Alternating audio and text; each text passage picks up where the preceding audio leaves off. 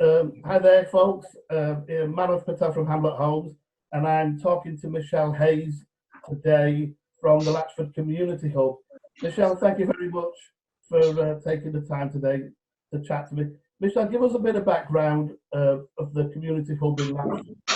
Tell me what your role there is, and what the Community Hub is doing for the people of Latchford and maybe the wider community.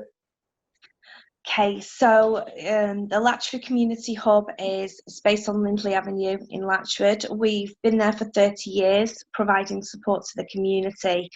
Unfortunately, we've had to close the doors to the centre due to government guidance. However, we have had some amazing local residents step forward to enable us to get our food out into the community. So we usually host a community fridge in the building where we get donations from local stores.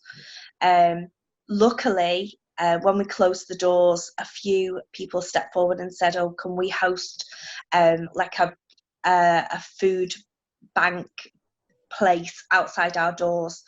So we've now got 6 locations around Latchford where people can collect that donated food from for free if they are in need, or if they have a neighbour who's in need, they can come and collect that food from any of those locations. Are they locations published somewhere, Michelle? So they're on our Facebook page. So Latchford Community Hub is the Facebook page, and they can just pop on there, and the addresses are on a pinned post at the top of the page.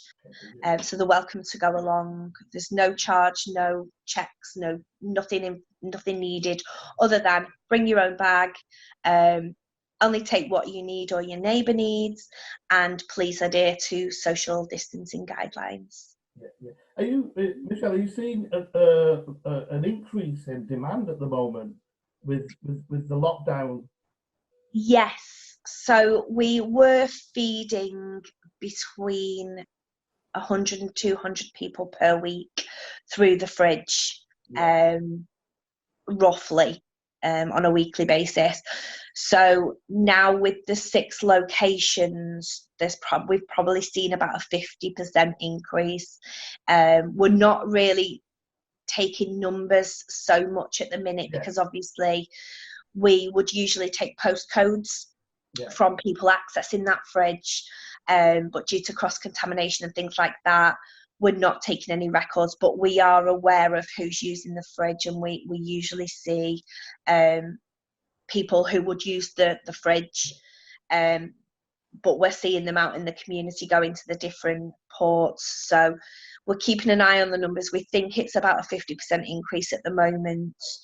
So it's just one of the things that we're doing at the moment, and that's already increased. We're concerned that there were people in need before this happened, and we know that from seeing those numbers and being one of the centres of Latchford. But we've definitely seen an increase in people that need to use that. Obviously, with people losing jobs, being furloughed, things like that, it is impacting on the Latchford community, unfortunately. Michelle, what about people that can't get out? Maybe the elderly. That's our second job at the minute. So we have a list of about 35 older people who regularly use the centre for various activities. So they'll attend our elders group on a Monday afternoon regularly, and we'd usually feed them when they come to that group. So they are all now on a list, and what we are doing at the moment is we're taking donations from anyone that can give us donations, and we are getting them out to those people on our list.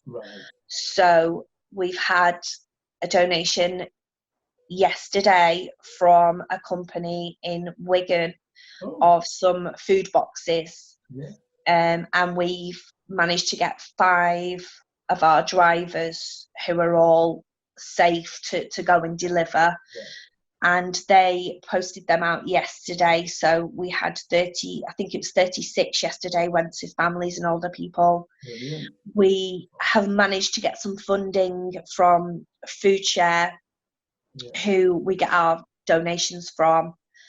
And we've also had some funding from Latchford Big Local, which is a funder that's currently based in Latchford, run by local residents and things through the National Lottery.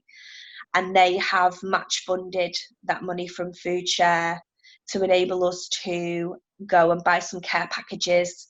Right. So on Friday, we're looking to nip into Asda. One of our contacts at Asda, Liz Cottrell, who's on the green team, Right. an amazing lady.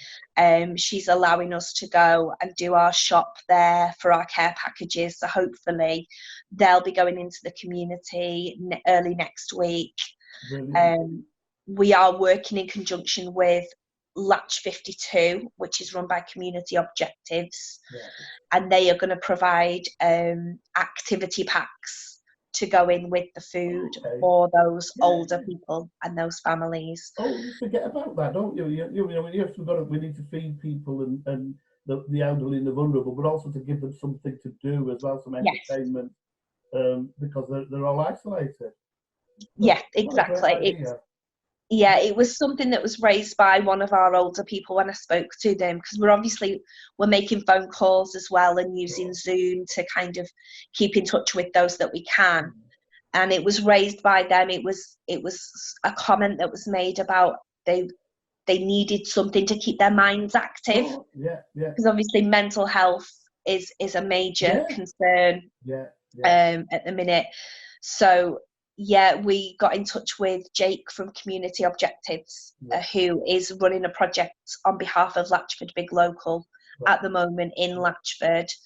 And he is going to put some kind of activities together, age-appropriate activities for the different people that we're supporting. So that's great. Yeah, we're looking at quiz night, online bingo, and we're currently hosting one of our usual regular events. So we have an evening called Games at the Hub on a Tuesday between 4 and 6, and usually it's just everyone comes along and we get the board games out. So bananagrams, Scrabble, there's chess boards and things, and we have a couple of people that have been regular attendees for a number of months, and we have put that onto Facebook Messenger.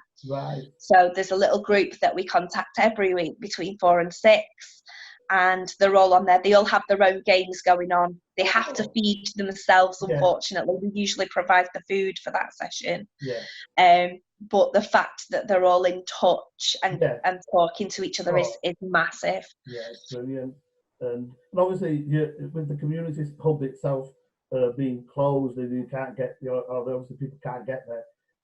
It must be, it must be a difficult time for the people that would go there regularly and use it as a place to socialise and catch up with friends and family. Yeah, we class ourselves as a safe space for a lot of people. So it's that whole integrating with people in the community that some people do struggle with, and we try and help that as much as we can. The main part of my job is to get people together. And when we closed the building, I was feeling quite redundant and upset about that, because that's what I love to do. But use of Zoom and Messenger, and the fact that we've got those social media availability now is amazing. Most of the elderly, because I know I've got a friend of mine who's 79, and it was a hard job getting him to download Zoom and get connected. Have you found it? And of course, if they've got internet access at home or not? Yeah, so the majority of them luckily have family, and they already had downloaded Zoom, so the families have obviously been using it to contact them previously. Yes.